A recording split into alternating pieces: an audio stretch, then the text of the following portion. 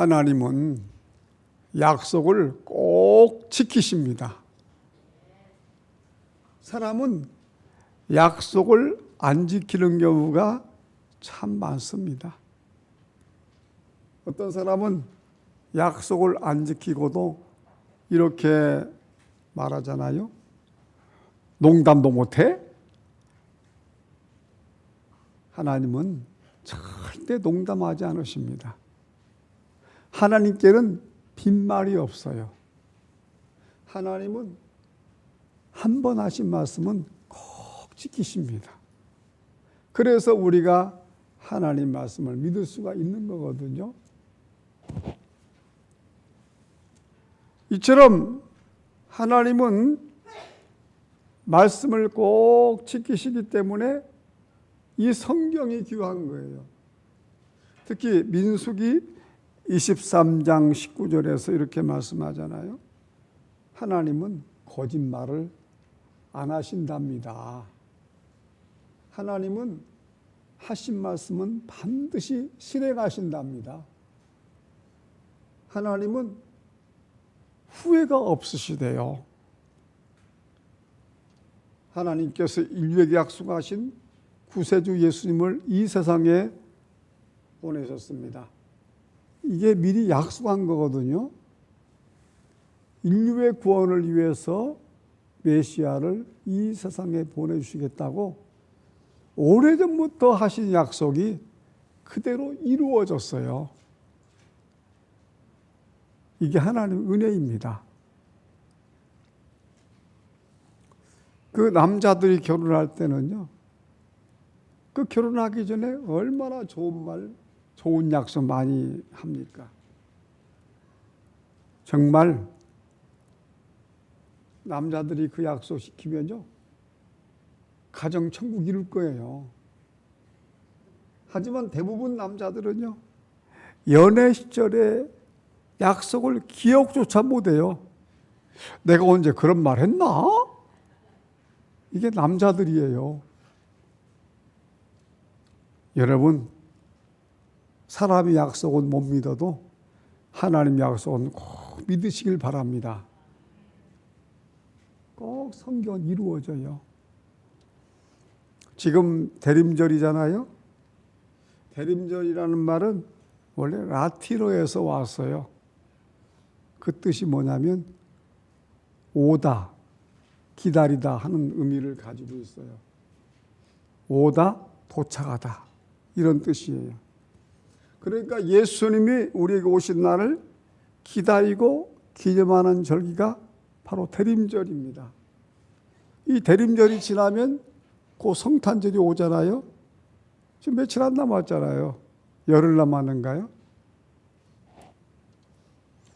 그런데 일반적으로는요, 1월 달부터 새해가 시작되잖아요. 한 해가 시작이 돼요.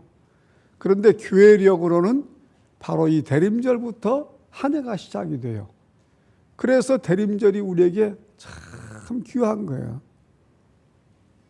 그러면 예수님이 이 세상에 오신 이유가 무엇일까요? 이것이 누가복음 4장 18절에서 19절 사이에 나오거든요. 자, 제가 읽을게요. 주의 성령이 내게 임하셨으니 이는 가난한 자에게 복음을 전하게 하시려고 내게 기름을 부으시고 나를 보내사 포로된 자에게 자유를, 눈먼 자에게 다시 보게 함을 전파하며 눌린 자를 자유롭게 하고 주의 은혜를 전파하게 하려 하심이라 하였더라. 이를 위해서 예수님이 이 세상에 오신 거예요. 그리고 예수님 탄생은요, 세 가지의 중요한 의미를 가지고 있습니다. 첫째는 예언의 성취이기 때문에 중요해요. 예언자들이 예수 탄생에 대해서 예언했잖아요. 이것이 그대로 성취돼 가지고 예수님이 오신 거거든요. 둘째는 하나님의 구원 역사가 본격적으로 시작되었기 때문에 중요한 거예요. 마귀의 손에 붙잡혀 죄와 사망의 늪에서 헤매는 인간들이 이제는 예수 십자가의 은총으로 말미암아 구원을 받게 되었습니다. 셋째는 예수 탄생의 현장은 새 역사의 현장이기 때문에 매우 중요합니다. 아담 안에서 진행되던 역사가 예수 그리스도 안에서 새롭게 쓰이는 역사로 바뀌었습니다. 그래서 아기 예수의 성탄이 중요하거든요. 예수님은 하나님 약속을 따라 인류의 메시아로 베들레헴에서 탄생하셨습니다. 본문 2, 3절이죠. 같이 또 읽읍시다. 베들레헴 에브라다야 너는 유다 족속 중에 작을지라도 이스라엘을 다스릴 자가 내게서 내게로 나올 것이라. 그의 근본은 상구의 영혼에 있느니라. 그러므로 여인이 해산하기까지 그들을 붙여두시겠고 그 후에는 그의 형제 가운데 남은 자가 이스라엘 자손에게로 돌아오리니. 아멘. 사람들은요 누구든지 자신의 죄로 말미암아 심판을 받거든요. 그게 무서운 거예요. 그래 우리 믿는 사람들은 심판이 없을까요? 있어요. 이것을 신학적인 용어로 백보자 심판이라고 그래요. 백보자 심판은 우리가 세상 살아갈 때 과연 어떻게 신앙생활을 했느냐, 얼마나 헌신하며 충성했느냐, 여기에 따라 가지고 심판이 진행되는데요. 이걸 또 다른 말로 상급 심판이라고도 해요. 그런데 우리가 조금 안심해야 될 것은 우리는 예수 그리스도 십자가 은총으로 죄와 사망의 질병을 고침받고 멸망의 지옥 심판으로부터는 이미 벗어났어요. 그래서 안심되는 거예요. 할렐루야! 여러분 지옥 갈 걱정하지 마세요. 아셨죠? 예수를 믿는 자는 모두가 천국에 들어갑니다. 대신 뭐냐? 우리가 받을 심판은 세상에 살 때 어떻게 예수님을 믿었느냐, 어떻게 예수님께 충성했느냐, 여기에 따라 가지고 상급만 다를 뿐이에요. 우리 충성해야 되겠죠? 왜냐하면 이것은 분명히 성경에 기록된 심판이기 때문입니다.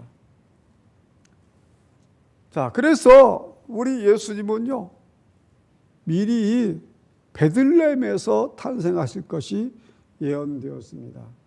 베들레헴이 어떤 곳이냐면요, 저도 한번 가봤거든요. 정말 유명한 도시가 되었죠. 베들레헴은 원래 다윗의 고향이에요. 그러면 예수님이 누구의 후손으로 이 세상에 오셨어요? 다윗의 후손으로 오셨잖아요. 그러니까 예수님도 조상 다윗의 고향인 베들레헴에 가셔서 탄생하셨는데, 그것도 뭐 일부러 간 게 아니라 로마의 황제가 호적하라고 그래가지고 할 수 없이 거기 간 거예요. 근데 알고 보니까 하나님 말씀대로 그대로 성취가 됐네요. 미가 선지자가 예언한 대로 그대로 이루어진 거예요. 이게 오묘한 하나님의 섭리입니다. 말씀은 그대로 이루어질 줄 믿습니다. 여러분, 이 자리에서 우리 중에 누가 자기가 태어날 장소가 예언된 사람이 있습니까? 한 명도 없잖아요. 세상에 태어났던 인간 중에 미리, 예컨대 100년 전에, 500년 전에, 1000년 전에 미리 태어날 곳이 예언된 채 태어난 사람이 있냐는 거예요. 인간 중에 한 명도 없거든요. 그 인류 역사 중에 예수님만이 그분이 탄생하실 곳이 예언되었어요. 바로 그러니까 베들레헴이잖아요. 그러니까 예수님은 인간이 아니에요. 보통 인간이 아니라 미리 하나님께서 700여 년 전에 베들레헴에서 메시아가 탄생한다 예언하신 대로 그곳에서 태어나신 분이 예수 그리스도예요.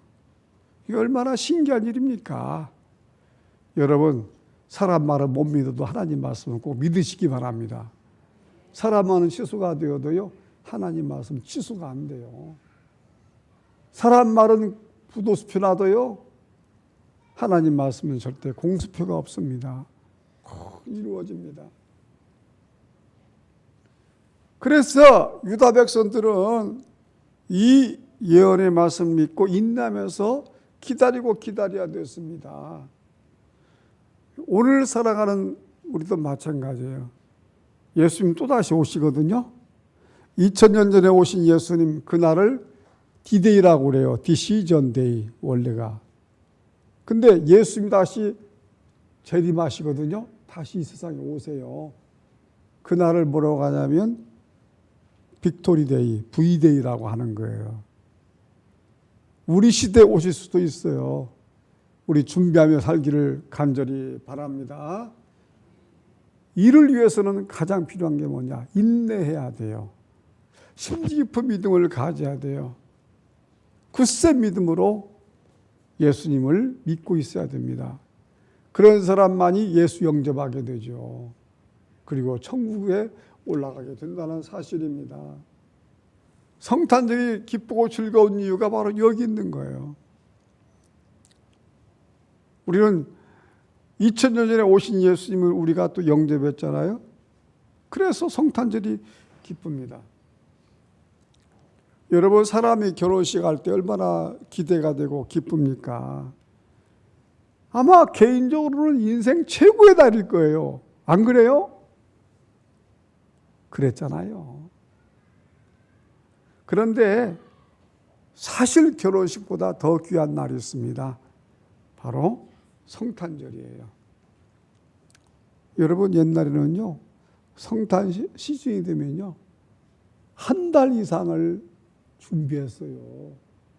제가 어릴 때. 제가 그렇게 살았잖아요. 한 달 이상을 성탄 행사 준비를 하고요. 또 성탄 장식하고. 그렇게 기다리고 사모했던 것이 성탄절이었어요. 아마 기억하는 분 많이 계실 거예요. 얼마나 즐겁던지요. 눈이 오는 게 문제가 아니고요. 눈이 오면 더 좋았어요. 추운 것도 아무런 문제가 안 돼요. 그 당시는 제대로 난로라도 피운 적도 없고, 바람은 숭숭 그냥 교회당 안으로 들어오고요. 얼마나 춥습니까? 새벽기도 때는요, 아예 난로를 안 피워요. 덜덜덜 떨면서 새벽기도 했다고요. 그래도 그 겨울에, 추운 겨울에 그냥 성탄 시즌이 좋았던지 하루하루가 그냥 천국이에요. 우리 한국교회에 이럴 때가 있었어요. 지금 많이 죽기는 죽었죠. 그런 분위기가. 우리 교회가 앞으로 그런 분위기 살리기를 바랍니다. 바로 은혜예요, 은혜. 여러분, 성탄절을 기다리십시오. 오늘 대림절 예배가 바로 그런 의미가 있는 거예요. 아기 예수의 성탄을 기다리는 절기 예배가 대림절 예배라는 것입니다. 어느 날 미가 선자가 하나님께로부터 계시를 받았네요. 이것이 미가서 5장 2절 말씀이에요. 베들레헴 에브라다야, 너는 유다 족속 중에 작을지라도 이스라엘을 다스릴 자가 내게서 내게로 나올 것이라. 그의 근본은 상구의 영원에 있느니라. 이거 보세요. 베들레헴을 통하여 하나님이 은혜 주신다고 그랬잖아요. 이스라엘을 다스릴 자, 그분이 누구예요? 예수 그리스도예요. 메시아예요. 영적 이스라엘 누구예요? 바로 우리예요. 베들레헴에서 탄생하실 것을 하나님께서 미리 말씀해 주셨고, 그것이 700여 년 후에 그대로 성취가 된 것입니다. 이 말씀이 이루어진 거예요. 하나님 말씀은 꼭 이루어집니다. 여러분, 경북 구미 아세요? 구미에 가면요, 구미에 가면 구미가 있죠. 그런데 이 구미라는 동네가 굉장히 유명하잖아요. 여러분, 이 동네는요, 40-50년 전만 해도 아주 작은 농촌이었어요. 아무도 제대로 알지 못하던 촌구석이었습니다. 지금은 어떤 도시가 됐어요? 으리으리하게 됐죠. 근데 이 구미는요, 바로 읍내 소재지인 선산에서도 아주 시골 동네에 불과했는데요. 바로 여기에서 박정희 대통령이 태어났잖아요. 이 바람에 구미는요, 우리나라 최고의 공업단지가 된 거예요. 이렇게 큰 인물이 태어나니까 그 도시도 큰 도시가 됐다고요. 베들레헴이 바로 그런 곳이에요. 베들레헴 아무도 몰랐어요. 베들레헴 제가 가봤지만은 너무나 시골이에요. 그런데 지금 베들레헴 모르는 사람이 거의 있어요? 거의 없죠? 모르는 사람 모르겠지만 아는 사람이 훨씬 많잖아요. 찬송가에 나오잖아요. 성탄 찬송가. 베들레헴에 탄생하셨다고. 이렇게 세계적인 메시아 예수 그리스도가 탄생한 곳이기 때문에 오늘날 베들레헴이 너무나 유명한 곳이 되었고 좋은 곳이 되었다는 것입니다. 오늘은 대림절 셋째 주일이잖아요. 그런데 이사야 선지자가요, 예수님은 천의의 몸에서 탄생하신다고 예언했어요. 앞으로 메시아는 천의의 몸에서 탄생하신다. 이게 말이나 되는 거예요, 이게. 인류 역사에 여러분 천의의 몸에서 태어난 사람이 지금 누가 있습니까? 예수님 외에는요, 아무도 없어요. 그래서 이사야 7장 14절에 그 이사야 선지자가 하나님께로부터 계시받아 가지고 메시아는 천의의 몸에서 탄생한다. 그렇게 선포한 사람이 바로 이사야 선지자 아닙니까? 그대로 이루어졌죠? 그대로 성취가 된 거예요. 하나님 말씀은 꼭 이루어집니다. 그리고 또 오늘 나오는 미가 선지자는요, 메시아가 베들레헴에서 탄생하신다. 어떻게 됐어요? 그대로 이 말씀 이루어졌죠? 이 두 사람의 예언이 정확하게 성취가 된 거예요. 여러분 성경 말씀 어디 틀린 게 있습니까? 성경 말씀은 꼭 맞는 거예요. 오늘은 2024년 이제 12월 15일이죠. 이걸 서기력이라고 하거든요. 지금 인류가 쓰고 있는 서기력은요, 바로 예수님의 탄생을 기념하는 기점으로 만든 날짜예요. 그러니까 예수님은 2024년 12월 15일 날 2024년 전이죠. 그러니까 12월 15일 날에 탄생했다는 거예요. 물론 정확히는 이제 또 이제 학자들마다 의견이 다르지만은 예컨대 서기령은 2024년 전에 예수님이 탄생하셨다. 이렇게 지금 쓴단 말이에요. 근데 이것은요, 종교를 초월해요. 불교 믿는 사람도 2024년 사용하고, 이슬람교 믿는 사람도 2024년 사용하고, 무신론자들도 2024년 사용하고, 전 세계 사람들은요, 예수를 믿든 믿든 간에 자기도 모르게 2024년을 사용하고 있는 거예요. 이게 얼마나 신기한 일입니까? 그를 위해서 예수님은요, 세계를 통치하는 메시아란 말이에요. 지금도 세계를 지배하고 계세요. 우리 기독교는 시시한 종교가 아니라니까요. 세계에서 가장 영향을 많이 끼치는 종교가 바로 우리 기독교란 말이에요. 여러분, 기독교 믿는 거 감사합시다. 예수 믿는 거 감사합시다. 예, 얼마나 놀라운 일입니까? 우리나라 속담에 이런 말이 있잖아요. 호랑이는 죽어서 뭘 남기고요? 가죽을 남기고, 사람은 죽어서요? 누가 모릅니까? 이걸 다 알잖아요. 근데 우리 성도님들도요, 반드시 죽어서 명예로운 이름 남기시기 바라요. 아멘. 우리 교회 역사에 명예로운 이름 남기시기 바랍니다. 그렇게 되기 바라요. 근데 예수님은 뭘 남기셨냐면요, 바로 십자가에 달려 돌아가심으로 인류를 위한 영생을 남기셨습니다. 천국을 남기셨어요. 이거 얼마나 위대한 일입니까? 우리가 그 예수님 때문에 영생 얻었고 천국에 들어가게 되는 거 아닙니까? 너무 감사한 일이죠. 우리에게 천국의 소망과 기쁨이 넘치기를 바랍니다. 그래서 메시아 예수 그리스도가 이 세상에 오시면 원수들의 손에서 백성을 건져내실 것입니다. 바로 원수 마귀의 속박에서 인간을 구출해 내신다는 것이죠. 오늘 본문이 그런 내용이에요. 어려운 내용이 아니에요. 메시아가 이 세상에 오시면 원수의 손에서 다 구출해 주시겠다는 거예요. 그 구속자적으로는 마귀 사탄의 손아귀에 묶여있던 사람들을 빼내가지고 구출해서 천국으로 데려가신다는 겁니다. 오늘 본문이 그런 내용이에요. 여러분, 우리는 메시아의 오심을 환영하는 이유가 여기에 있는 거예요. 만약 우리가 예수 안 믿었다면요, 다 지옥행이에요.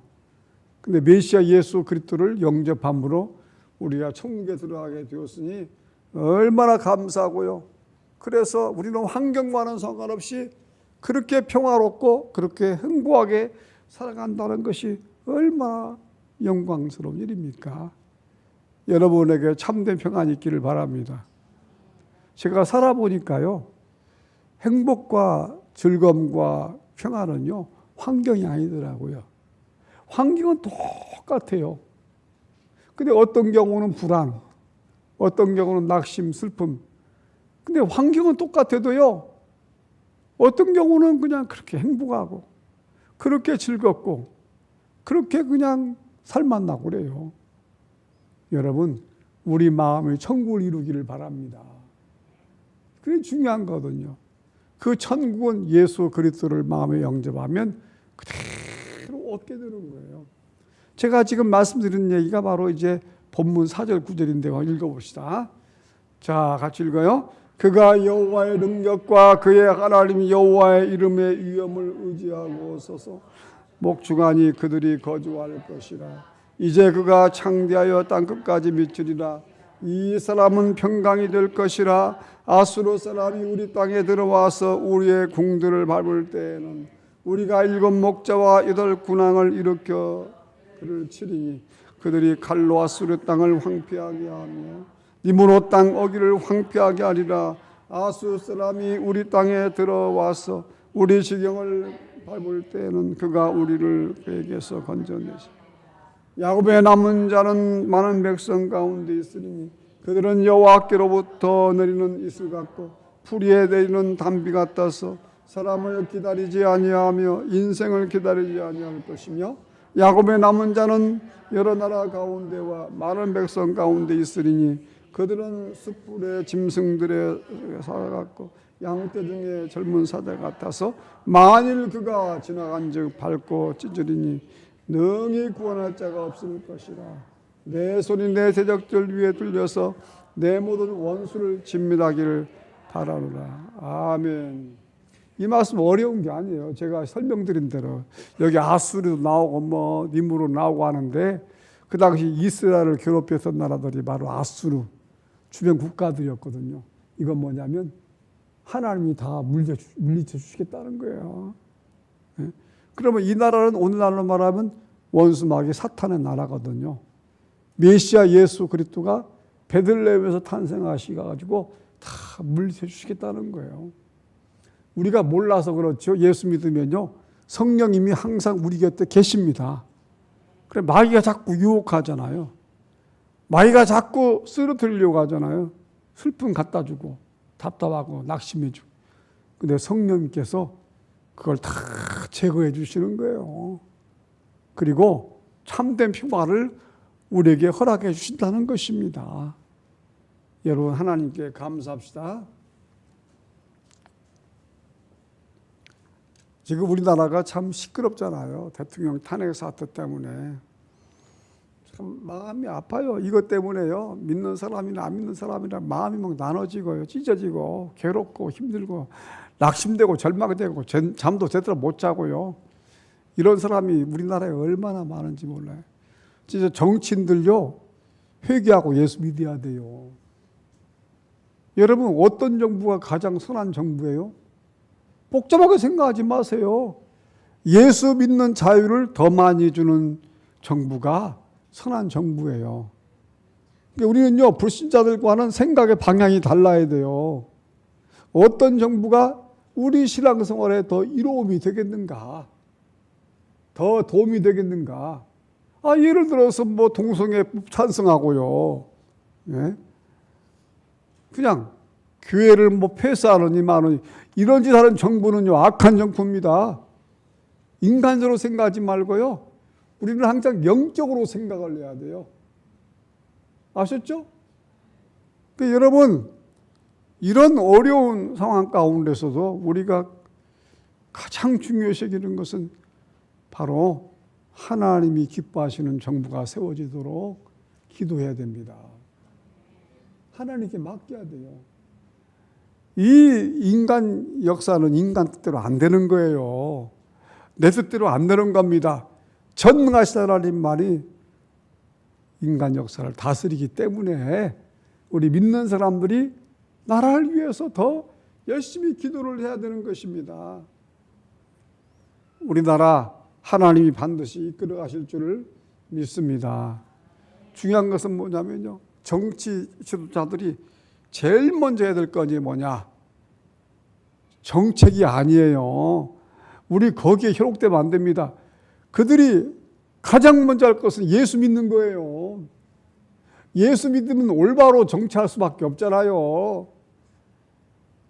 여러분, 국회의원들 예수 믿도록 전도하시기 바랍니다. 저는 국회의원들 직접 만날 수가 없어가지고 페이스북으로 전도했거든요. 한 2년 전에도 페이스북으로 국회의원들 다 전도했어요. 여당이고 야당이고 그냥. 제 최정암 치유간증 유튜브 영상을 넣어가지고 전도를 했습니다. 이번에도 또 전도를 제가 했어요. 다는 못하고. 그게 왜 그러냐? 국회의원들이 예수를 믿어야 돼요. 오직 하나님 말씀만이 진리입니다. 여러분, 이 나라 정치 지도자들 위해서 기도해 주시길 바랍니다. 자기 뜻대로 하면 안 돼요. 예수하면 다 지옥에 국회의원 해봤지 뭐 다 지옥입니다. 그게 뭐 극단적인 말이 아니고, 그건 성경 얘기하는 거니까 제가 선포할 수밖에 없는 거예요. 국회의원들 불쌍한 거예요, 여러분. 부럽게 생각하지 마세요. 오히려 불쌍합니다. 예수 안 믿으면 잘난 체 하다가 지옥 가는 거예요. 우리는 그들조차도 전도해야 됩니다. 몇 년 전에 우리 수원노회에서 목회자들이요, 내장산 단풍 구경을 간 적이 있거든요. 케이블카 타고 올라가더라고요. 가보신 분 알잖아요. 케이블카를 타고 이제 산으로 올라갔는데 거기에서 젊은 스님이 시주를 하고 있더라고요. 제가 중이라고도 얘기할 수 있는데 예의상 그냥 쓰라고도 못하겠고 님을 붙여줘야 되잖아요. 그래가지고 스님이 있는데 그 스님이 길거리에 앉아가지고 뭐 공양민가 뭔가 받으면서 그 얘기하는 거예요. 성불나시지요. 우리한테 그러는 거예요. 그래 제가 또 그때 나서가지고 말했습니다. 스님, 우리는 목사들입니다. 예수 믿고 천국 가시지요. 제가 또 그랬네요. 근데 스님이 그런 말 하는 거예요. 천국은 자기가 만들어내는 것이지요. 그러더라고요. 그래서 저는 또 지지 않고 또 스님을 전도했어요. 하나님께서 우주 만물을 만드셨습니다. 예수 믿어야 천국에 가십니다. 그렇게 또 전도를 한 적이 있는데요. 오늘 본문 나오지만은 여러분, 우리 전도할 때 사자처럼 담대하게 전도해야 돼요. 전도하는데 무슨 뭐 미안한 게 있습니까? 강하게 전도해야 되죠. 그래야 성령님이 역사할 줄은 믿습니다.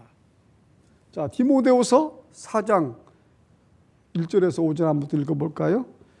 하나님 앞과 살아있는 자와 죽은 자를 심판하실 그리스도 예수 안에서 그가 나타나실 것과 그의 나라를 두고 엄히 명하노니 너는 말씀을 전파라. 때를 얻든지 못 얻든지 항상 힘쓰라. 범사의 오래 참음과 가르침으로 경칙하며 경계하며 권하라. 때가 이르리니 사람이 바른 교훈을 믿지 아니하며 귀가 가려워서 자기의 사욕을 따를 스승을 많이 두고 또 그 길을 진리에서 돌이켜 떠난 이야기를 따르리요. 그러나 너는 모든 일에 신중하여 고난을 받으며 전도자의 일을 하며 내 직무를 다하라. 아멘. 여기 사람들이 귀가 가려워 가지고요, 그냥 사욕을 따를 그냥 교훈을 많이 받는다고 하잖아요. 오늘날 사람들은 배우기도 많이 배우고요, 여기서 듣는 것도 많아가지고 아는 체도 많이 하고요, 다 소용없다는 거예요. 하나님 말씀을 들려줘야 된다는 거예요. 진리 말씀을 선포해야 된다는 것입니다. 그게 바로 전도라는 거죠. 열심히 전도하라는 거예요.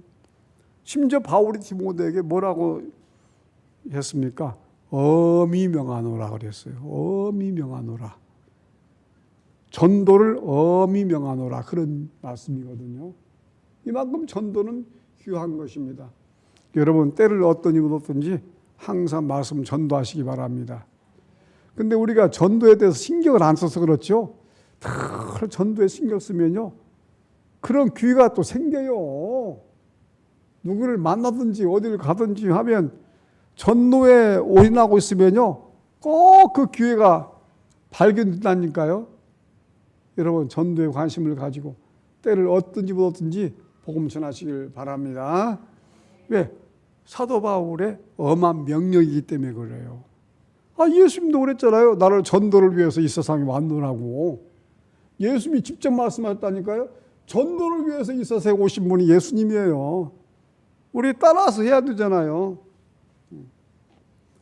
우리나라도요, 처음부터 예수 이렇게 잘 믿었던 게 아니잖아요.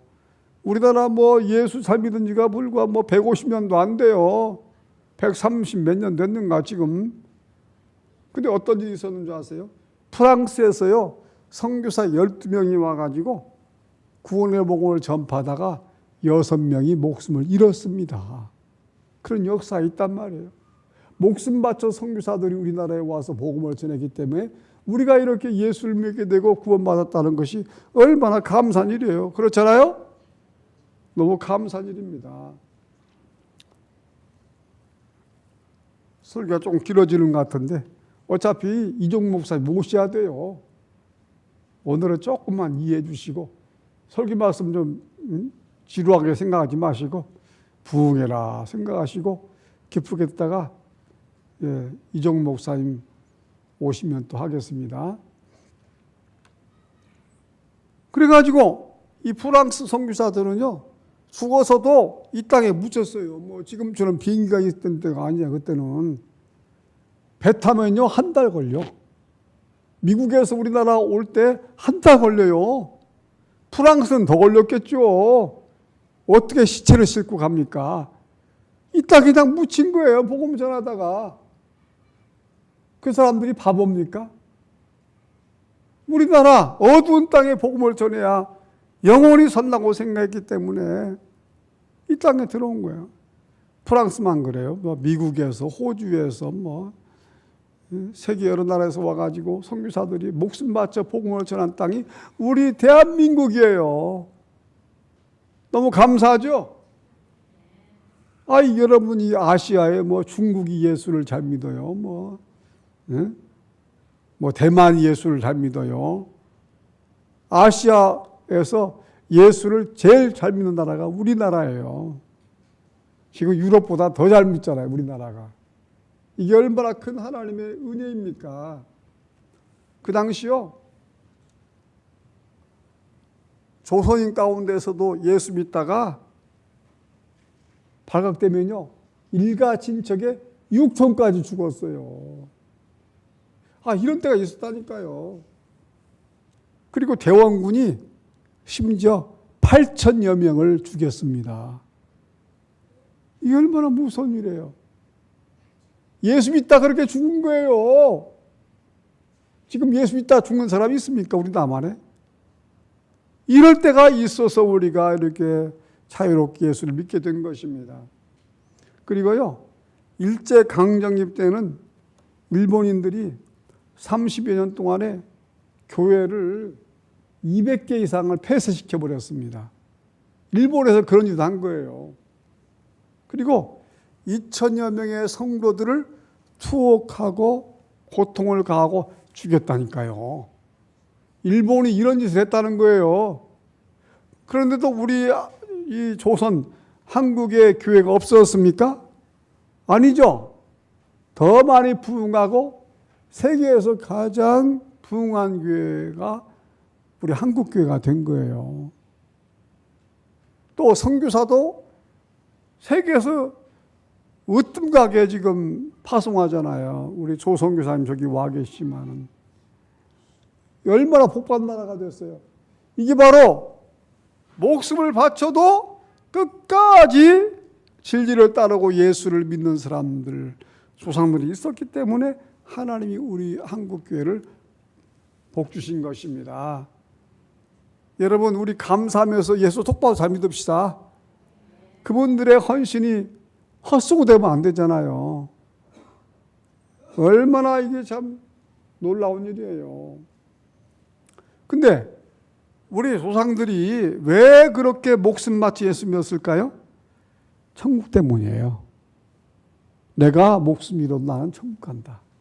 이거 아니면 뭐하러 죽습니까? 예수 믿다가 안 믿어버리지. 세상 축복만 생각하면요, 예수 믿다가 안 믿어버리죠. 그런데 그들에게는 천국과 지옥이 분명히 있었어요. 예수 믿어야 천국, 예수 안 믿으면 지옥. 그러니까 목숨 바친 거예요, 그냥. 우리에게도 이런 믿음이 있어야 되잖아요. 그렇죠? 아멘. 지금 코로나19 왔다고 그래가지고 얼마나 많은 사람들이 지금 예수 안 믿습니까? 지금 30, 40%가 줄었다고 하잖아요. 코로나 때문에. 왜 이런 일이 발생하는 거예요? 천국이 없었기 때문이에요. 교회 나와서 마음이나 편해보고, 자식이나 좀 잘되게 만들어보고, 또 물질적인 복이나 받아보고, 이게 현세복에 집중을 하니까 코로나19 오니까 아이고 교회 나가지 말자. 천국이 있었던 사람은 절대 신앙생활 중단하지 않았습니다. 여러분에게는 천국이 있는 줄로 믿습니다. 할렐루야. 우리 천국신앙 가집시다. 여러분 미국 가면요, 캘리포니아 있잖아요. 거기에 유명한 마을이 있습니다. 비버리 힐즈라고요. 들어보셨어요? 그 마을은 누가 사냐면요, 미국의 부자들이 살아요. 유명한 연예인이 삽니다. 너무 유명한 동네죠. 모두가 그 동네 들어가 살고 싶어 할 정도예요. 부촌 중에 부촌이에요. 근데 그 비버리 힐즈에요, 누가 같이 사는 줄 아세요? 정신과 의사들이 많이 같이 삽니다. 왜 그럴까요? 아무리 부자라도 연예인이 돼도요, 마음의 공허함, 허무함, 이런 것들을 떨쳐버릴 수가 없는 거예요. 그래서 그렇게 부자들, 유명한 사람들에게 정신병이 많은 거예요. 그러니까 정신과 의사들이 그 마을에 함께 살면서 상담을 해주고 치료를 해주고 있는 거예요. 여러분, 우리가 정말 깨달을 게 많잖아요. 우리는 뭐 돈만 많으면 행복할 것 같고, 내 소원만 이루어지면 너무 좋을 것 같지만은 그게 아니라는 거예요.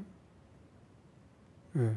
여러분, 우리는 이 세상에서 비버리 힐즈 사람처럼, 그 사람들처럼 살고 싶어 하면 안 돼요. 예수 안에서 나에게 천국이 있다. 예수 안에 있는 평안으로 살아간다. 예수 안에서 행복한 존재가 되었다. 이렇게 사는 것이 진짜 천국이지. 부러울 것이 없잖아요. 우리가 뭐 밥을 굶어요. 안 그렇잖아요. 우리 오직 예수 안에서 참된 평강을 누립시다. 우리가 이 자리에 앉아 있는 것이 얼마나 큰 복입니까, 이게. 너무 놀랍잖아요. 요한복음 14장 27절입니다. 같이 읽어요. 평안을 너에게 끼치노니 곧 나의 평안을 너희에게 주노라. 내가 너희에게 주는 것은 세상이 주는 것 같이 아니하니라. 너희는 마음에 근심하지도 말고 두려워하지도 말라. 아멘. 제가 황성주 박사를 잘 알고 있거든요. 제가 췌장암 걸려가지고 판교 사랑의 병원 가가지고 치료를 받은 적도 있어요. 근데 이제 그래서 개인적으로 조금 알고 있는데, 이제 그분이 이제 암 전문이잖아요. 대통령 주치의까지 지내고요. 예. 그런 분인데 그분이 이런 얘기했다고요. 누구든지 예수 안에서 은혜와 평강을 누리며 살아가면 암이 별로 없다는 거예요. 이게 놀라운 비결 아닙니까? 저도 암에 걸렸었지만, 그리고요, 예수 안에 있는 은혜와 평강으로 살아가면 걸린 암도 낫는데요. 그분이 의사로서 그 얘기 하더라니까요. 암에 걸렸어도 암이 낫는데요. 그게 놀라운 얘기 아닙니까? 여러분, 은혜와 평강으로 살아가세요. 그래서 이제 이런 사람 어떤 사람이냐면 세상을 살아가면서도 되게 충격도 많이 받고 상처도 많이 받고 그러잖아요. 그럴 때마다 이렇게 생각하는 사람이래요. 괜찮다. 앞으로 하나님께서 나를 더 좋은 길로 인도하실 거다. 이렇게 생각한다는 거예요. 따라합시다. 괜찮다. 앞으로 하나님께서 나를 더 좋은 것으로 인도하신다. 이런 생각하면요, 왔던 암도 떠나간대요. 암이 낫는데요. 뭐 가서 무슨 수술 받고 항암 치료 받고 방선 치료 받아 낫는 게 아니라 그분 얘기하면 정신이 중요하대요. 그래서 황소주 박사님은 목사님이기도 하잖아요. 항상 그분이 입에서 떨어지지 않는 말이 있어요. 범사에 감사하시오. 감사. 실제로 그분은요, 본인이 감사하면서 살아요.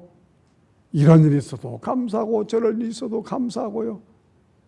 그러니까 하나님이 또 복도 주셨는데, 서울대 출신 의사 중에서는요, 그분이 제일 잘 됐다고 할 정도로 성공한 분이에요. 그분이 얼마나 놀라운 일입니까? 그분은 저 서울대 의과대학 다니면서 학생을 전도하려고 공부를 안 해가지고 1년 동안 낙제를 했어요. 얼마나 창피했습니까? 전도하려고. 전도에 시간 뺏겨가지고.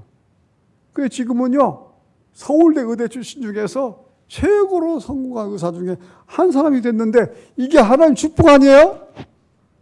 아멘. 얼마나 놀라운 일입니까? 지금도 그분은요, 얼마 전에도 아프리카 다녀오셨어요. 왜? 전도하려고. 의료 선교하려고. 세계를 다니고 있습니다. 그분은 국내에 있을 때가 별로 없어요. 그 거친 곳에 가가지고 복음 전하는 거예요. 그 양반은 국내에 있으면 그냥 편하게 부귀영화 누리고 살 수 있는 사람이에요. 근데 그분은 아니에요. 온 세계 다니면서 복음 전하고, 그분 꿈이 뭐냐면 10억 명의 사람들을 구원의 길로 인도하는 게 꿈입니다. 참 꿈도 커요. 그래도 얼마나 열심히 하시는지, 말만 그렇게 하는 게 아니라 그냥 실제로 행동하잖아요. 그분이 제일 중요하게 여기는 게 감사라는 감사. 그분이 치료하던 분 중에서도요, 감사다가 암이 나은 사람이 있다는 거예요. 아멘. 저도 지금이요, 얼마나 감사한지 몰라요. 여러분, 제가 김대영 목사 감사몽원 있잖아요. 이번 주까지 176번째 감사몽원 썼지 않습니까? 이것도 참 은혜예요. 왜냐하면 하나님이 감사하는 것도 신기하게 딱 일곱 가지만 주세요. 감사봉헌 매주 7가지. 여러분, 이 숫자 맞춰지는 게 보통 머리에서 나오는 겁니까? 제가 생각도 신기한 거예요. 꼭 7가지만 쓰게 하신다고요, 매주마다. 쓰면서 신기한 거예요. 제가 감사한 게, 감사봉헌 이렇게 하나님이 쓰시게 하는 거 보니까 하나님이 내 감사를 기뻐하시는구나. 내 감사에 하나님이 함께 하시는구나. 의심할 수가 없는 거예요. 이게 저만 이제 감사복원 하는 게 아니라 온 그냥 페이스북이나 단톡방에 사람들한테 같이 공유를 해가지고 우리 함께 감사합시다. 하나님께 감사합시다. 이래도 감사하고 저래도 감사하고 감사합시다. 아멘. 이런 주부에서 제 감사복원 보시면 아시겠지만 저는 부끄러운 것도 그냥 감사하잖아요. 제가 좋은 것만 표현하는 게 아니잖아요.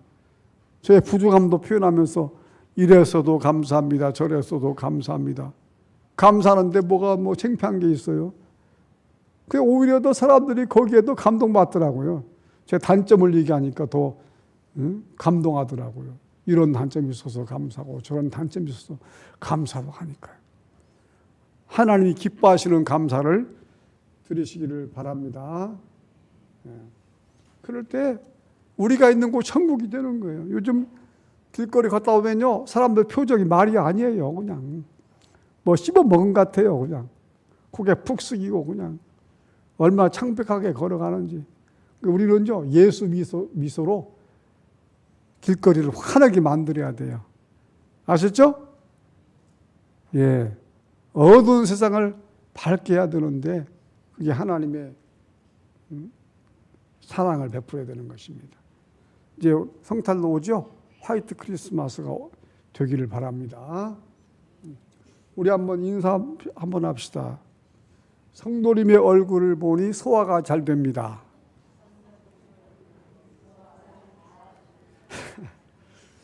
성도님의 얼굴을 보니 밥맛이 납니다. 아멘. 그렇게 되기 바라요. 우리 교회에서는요, 밥맛 떨어지게 한 사람은 한 사람 먹기로. 밥맛 떨어지게 한 사람, 그런 사람 한 사람 먹기를 바라요. 아셨죠? 우리 모두가 서로에게 밥맛 나게 하는 사람 되기를 바랍니다.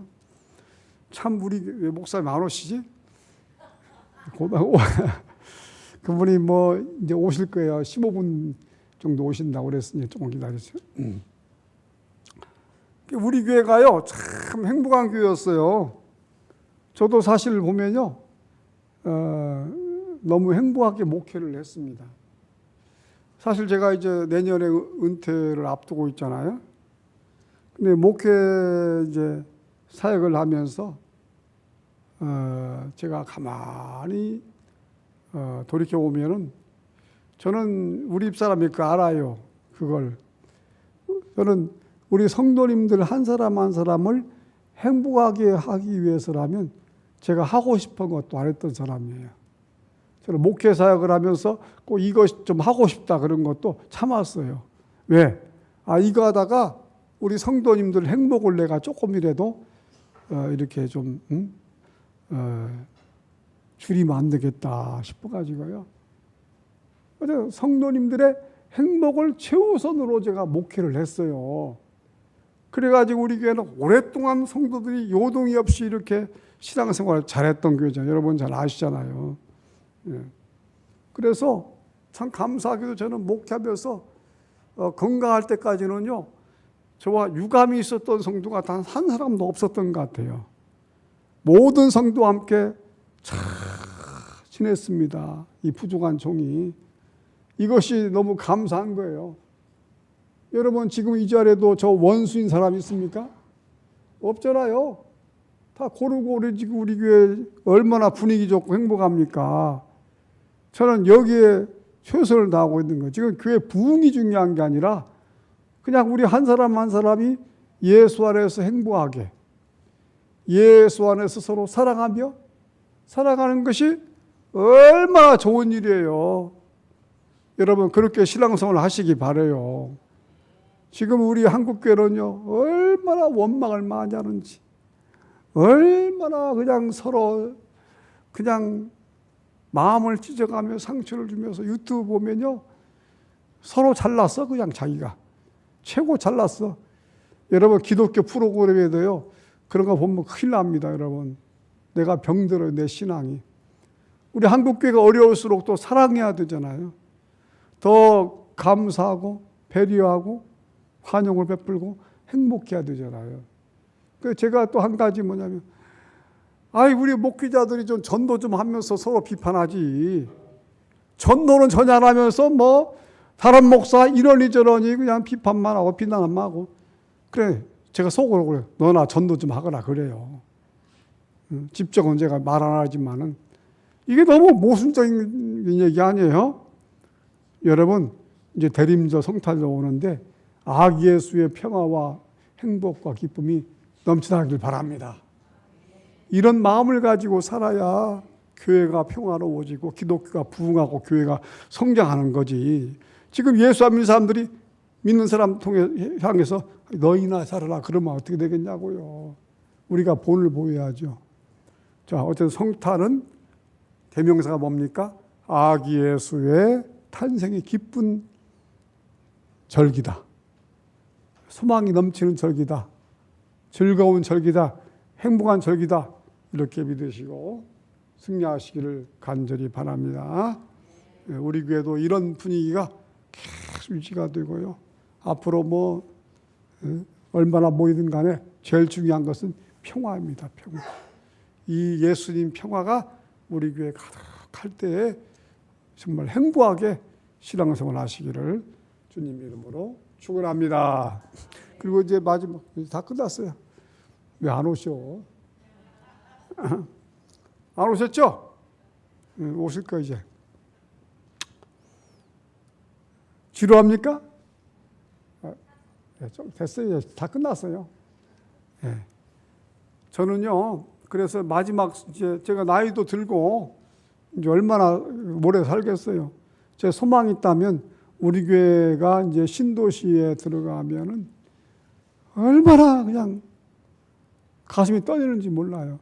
제가 신도시 교회에 들어가면요. 아, 신도시니까 그냥 얼마나 사람들이 북적거리겠냐고요. 그 대로변에 가가지고 그 많은 사람들에게 전도하다가 복음 전하다가 천국 가고 싶어요. 일절 저는 다른 뭐 우리 교회에 대해서 간섭을 하고 싶지 않아요. 절대. 전도하는 거 하나만도 바쁜데 뭘 간섭을 합니까? 그냥 사람들 전도해가지고 예수 믿게 하다가 천국 가고 싶은 것밖에 단 한 가지 소원이 거기밖에 없어요. 제일 어려운 전도지만은 제일 열심히 해서 제가 천국 가서 상급 받았으면 좋겠어요.